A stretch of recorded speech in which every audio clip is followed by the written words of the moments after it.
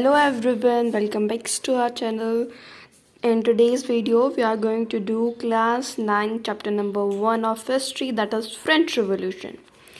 Basically, this chapter is not too easy and not too short. ना ये ज़्यादा छोटा है ना ये ज़्यादा आसान है, पर इसको मैं आसान बनाऊंगी आपके लिए, क्योंकि मैं इस वीडियो में इसको एक स्टोरी की फॉर्म में लाई हूँ. तो चलिए स्टार्ट करते हैं. तो if we are talking about the French revolution, तो फ्रेंच मीन्स फ्रांस के अंदर रेवोल्यूशन होना. तो उस टाइम पर जब रेवोल्यूशन हुआ तो उस टाइम पर जो फ्रांस के किंग थे that was Louis the 16. Louis the 16 was the king of the France at that time and he belongs to the Bourbon family. यानी कि वो किस डायनेस्टी से बिलोंग करता था, वो थी बोर्बन. उस टाइम पर फ्रांस का जो किंग था वो लुइस द 16 था और उसे 1774 में राजगद्दी मिली थी. It means that he ascend the throne of France in 1774 के अंदर लुइस द 16 को फ्रांस की राजगद्दी मिली थी. उसके बाद एट द एज ऑफ 20 ही married Austrian princess Marie Antoinette. यानी कि 20 साल की उम्र में ही उन्होंने शादी कर ली थी ऑस्ट्रेलिया की एक प्रिंसेस से.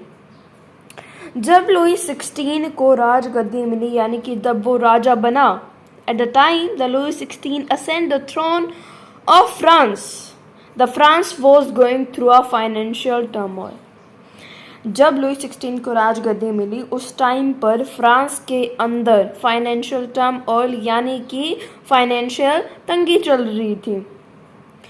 अब हम ये पढ़ेंगे कि वहाँ पर क्यों फाइनेंशियल तंगी चल रही थी. उसका कोई कारण तो होगा, कहाँ वो पैसे गए, राइट.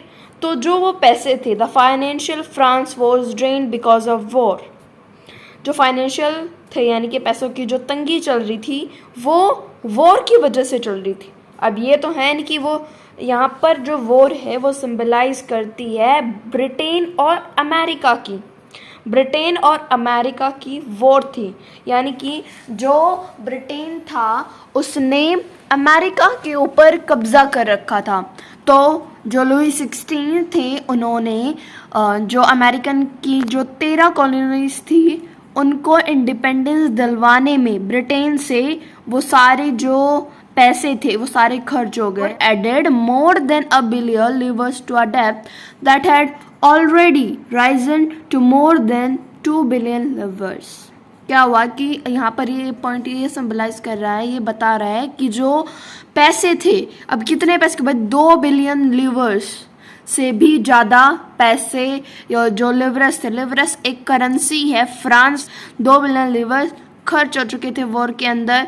इसी कारण से जो फ्रांस था वो फाइनेंशियल टर्मोइल में आ गए थे, यानी पैसों की तंगी चल रही थी वहाँ पर. अब जो किंग था और क्वीन था वो पार्टियाँ ज़्यादा करता था. अब पार्टियाँ हैं भाई, उसकी क्वीन थी, उसकी जो महारानी थी या फिर रानी थी वो शू मेकर्स दूसरी कंट्री से बुला, यूरोप से उसके शू मेकर बुलवाने, भाई शूज़ उसको ब्रांडेड पहनने, उसकी ड्रेसेस के खर्चे. अब बेचारा राजा वो कहाँ से पूरा करे. How he will handle the situation. Basically, to handle the situation, he need to increase the tax.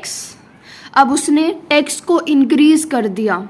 उसकी रेगुलर एक्सपेंसेस को, अपनी जो रेगुलर एक्सपेंसेस के अंदर क्या क्या आता था, उसकी जो कॉस्ट थी आर्मी को मेंटेन करने के लिए, गवर्नमेंट को रन करने के लिए, ऑफिस यूनिवर्सिटी इन सब चीज़ों को चलाने के लिए, गवर्नमेंट को, ऑफिस को, यूनिवर्सिटीज़ को, कोर्ट्स को, आर्मी को मेंटेन करने के लिए उसे टैक्स बढ़ाने पड़े ताकि वो रेगुलर एक्सपेंसेस से मीट कर सके. अब क्या हुआ, जो किंग और क्वीन थे वो पार्टियाँ करते थे.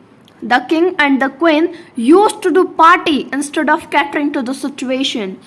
अब जो किंग और क्वीन थे वो पार्टियाँ करते थे, यानी कि उस सिचुएशन को हैंडल वो नहीं कर रहे थे. यानी भाई टैक्स टैक्स किसके ऊपर बढ़ा रहे थे वो अगले हमारी जो टॉपिक है उसके अंदर पढ़ेंगे कि किस किस के ऊपर उन्होंने टैक्स लगाया, कितनी स्टेट्स थी। तो अब वो उस he was not catering to the situation and he was just doing party with his queen.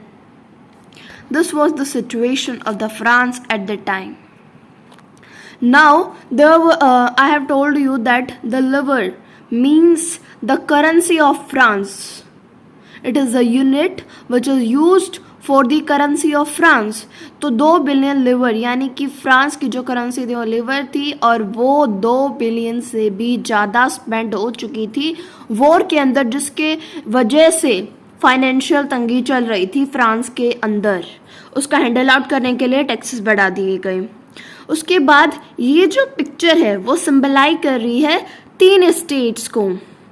अब जो 3 स्टेट थी 18th सेंचुरी के अंदर, जो 18th सेंचुरी थी उसके अंदर फ्रेंच सोसाइटी, उस टाइम पर जो फ्रेंच सोसाइटी के अंदर ओल्ड रेगिमी चल रहा था. ओल्ड रेगिमी यहाँ पर 3 स्टेट्स हैं, first state, second state and third state है. Sorry for this, here it will come second state. तो फर्स्ट स्टेट थी उसके अंदर कैलर्जी थी. कैलर्जी एक ग्रुप ऑफ पर्सन्स होता है जो इन्वेस्ट करता है with special function in the church exhibited from the tax privileges by birth. Clergy यहाँ पर चर्च के जो पीपल्स थे जिनकी यानी कि अपर कास्ट के थे, अपर रिलीजन्स के थे, चर्च वाले पीपल्स, वो सब कैलर्जी के अंदर आते थे. उन्हें प्रिविलेज तो थे बर्थ से ही, यानी उन्हें बर्थ से ही, जन्म से ही फायदे हो रहे थे, प्रिविलेज्ड थे, एडवांटेजेस मिल रहे थे. Privilege means advantage. उन्हें बचपन से ही, अपने बर्थ से ही उन्हें एडवांटेजेस मिल रहे थे. उसके बाद सेकेंड स्टेट. सेकेंड स्टेट के अंदर आते हैं नोबेलिटी. नोबेलिटी के अंदर हाई रैंकिंग पीपल्स आते हैं, कोर्ट एंड रॉयल रिलेशंस होते हैं, उनकी फैमिलीज आती हैं. They also further enjoyed feudal privileges. अब नोबेलिटी के अंदर जैसे राजा है, महाराजा, उनकी जो फैमिलीज है, रिलेशंस है, हाई रैंकिंग पीपल है आर्मी के अंदर और जगह, उन्हें भी फ्यूडल प्रिविलेजेस मिल रहे थे, वो भी इंजॉय कर रहे थे. अब थर्ड स्टेट के अलावा, यानी कि थर्ड स्टेट थी उसके अंदर जो कैलर्जी नोबिलिटी से अलावा जो लोग थे वो आ रहे थे. Everyone else, right, comprised of 90% of total population of France. इसके अंदर 90% जो पॉपुलेशन है वो आ रही थी और इन्हें ही टैक्स पे करने होते थे.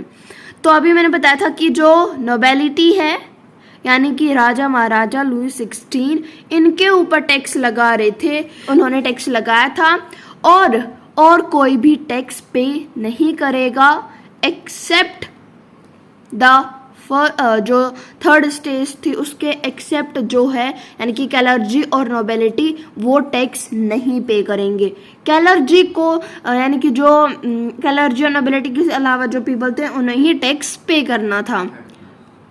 That is third state. उसके बाद है ये जो पिक्चर है यहाँ पर, जस्ट वेट, ये जो पिक्चर है, this man is the third state के जो पीपल हैं, पुअर पीपल हैं, यानी कि जिन्हें टैक्स पे करना होता था वो हैं पीजेंट्स.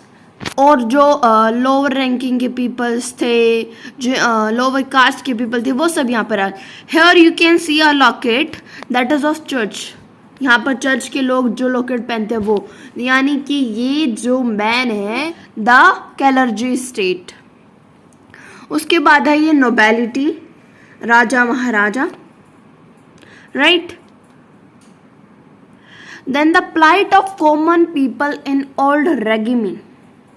अब हम प्लाइट पढ़ेंगे कॉमन पीपल की ओल्ड रेगिमी यानी कि वो 3 स्टेट्स. तो peasants were obliged to render services to the Lord's.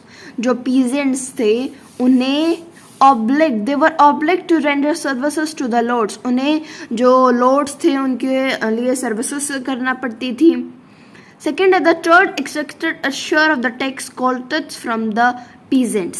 अब राजा महाराजा ही नहीं उनसे टैक्स लेते थे, इवन द चर्च यानी कि कैलर्जी और नोबेलिटी दोनों मिलकर थर्ड स्टेट से टैक्स लेते थे. अब जो टैक्स कैलर्जी स्टेट लेती है उसे हम टिथ्स कहते हैं। The church exacted its share of taxes called tithes from peasants.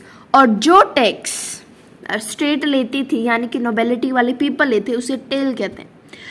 तो the third point is the third state also had to pay taxes to the state. अब यानी कि सिर्फ चर्च को ही पे नहीं करना पड़ता था, उन्हें स्टेट को भी पे करना पड़ता था, राजा को। तो these included a direct tax जिसे हम टेल कहते हैं, and a number of indirect tax which were levied on articles of everyday consumption like salt और तंबाकू। And the burden of financial activities of the state through taxes was borne by the third state only। यानी कि जो financial तंगी थी, यानी कि उन्हें अपनी रानी के लिए जूते वगैरह मंगवाने हैं, पार्टियाँ करनी है, उसके लिए पैसे तो चाहिए। वो पैसे कहाँ से लूटते थे? ये सिर्फ थर्ड स्टेट से लूटते थे। दोनों, चर्च वाले भी यानी कि कलर्जी, राजा महाराजा यानी नोबेलिटी, दोनों ही इनसे टैक्स लेते थे। अब the struggle to survive, increase in population lead to a rapid increase for food grains. अब क्या हुआ कि स्टार्टिंग में बताया था कि 90% पीपल यहाँ पर हैं, 10% कैलर्जी और नोबेलिटी हैं, 10 जो 90% है, the 90% includes only the third state. तो पॉपुलेशन इंक्रीज होने की वजह से अब फूड ग्रेन्स यानी कि rapid there was a rapid increase for the food grains also, यानी कि अब भूखमरी भी आएगी। जो लोग हैं वो भूखे मरेंगे क्योंकि अब पॉपुलेशन बढ़ रही है, उन्हें टैक्स भी पे करना है, तो अब वो खाना जो है वो कहाँ से लाएं? The production of grains could not keep pace with the demand due to which the price of bread rose rapidly। जो प्रोडक्शन ऑफ ग्रेन है यानी कि वहाँ पर अब कभी ड्रोट आ जाए यानी कि सूखा पड़ जाता था, कभी ओले आ जाते थे, जिसकी वजह से क्रॉप भी अच्छी नहीं हो रही थी। अब क्या हुआ, एक ब्रेड का भी जो पैकेट था उसका भी प्राइस बढ़ने लग गया। अब जो फ्रेंच वाले लोग हैं वो ज़्यादातर ब्रेड ही खाना पसंद करते हैं, तो अब उसका भी जो टैक्स था, जो प्राइस था वो बढ़ गया। अब लोग खाएं तो क्या खाएं? अब जो लेबर थे उन्हें भी लो वेजेस पे रखा जा रहा था, उन्हें जो लोड्स वगैरह थे उन्हें जो काम है वो लो वेजेस पर दे रहे थे। यही तो कारण था कि जो पुअर और रिच, गरीब और अमीर के बीच में यही एक वेज के कारण, लो वेज, अगर वो उन्हें अच्छा वेज प्रोवाइड करें तो वो भी अच्छे लोग यानी कि कुछ हद तक वो भी रिच हो सकते हैं। Things become worse whenever drought और हेल रिड्यूस द हार्वेस्ट। मैंने अभी बताया था कि कहीं कभी ओले आ जाते, कभी सूखा पड़ जाता, जिसकी वजह से जो हार्वेस्ट था वो अब कम हो गया था। अब जो चीज़ें थी वो बहुत ज़्यादा ख़राब हो चुकी थी, वर्स हो गई। तो अब एक टर्म है सब्सिस्टेंस क्राइसिस जो आपके एनसीईआरटी बुक के भी अंदर दी गई है। इसका हिंदी का मतलब होता है भूखमरी। An extreme situation where the basic means of livelihood survival are in danger। आपके जो livelihood है, सर्वाइवल जो भी है वो खतरे में आ चुका है, यानी कि अब खाना नहीं है और प्राइजेस बढ़ चुके हैं ब्रेड के भी, तो श्योरली सब्सटेंस क्राइसिस तो होगी ही। अब है 18th सेंचुरी के अंदर मिडिल क्लास आ गई। 18th century witness the emergence of the middle class. Middle class आ गई। They had earn their wealth through an expanding overseas trade, यानी कि वो ट्रेड के लिए जाते थे सीज के रूट से, तो वहाँ से उन्होंने कुछ वेल्थ इकट्ठा किया, जिसके कुछ लोग गए, उन्होंने अपने जो एक्सपेंसेस हैं उनको कम किया, अपने ट्रेड के लिए गए, तो जिसकी वजह से उन्होंने बहुत कुछ हद तक रुपए कमाए, वेल्थ कमाई, और मिडिल क्लास का एमर्जेंस हुआ, यानी मिडिल क्लास आई।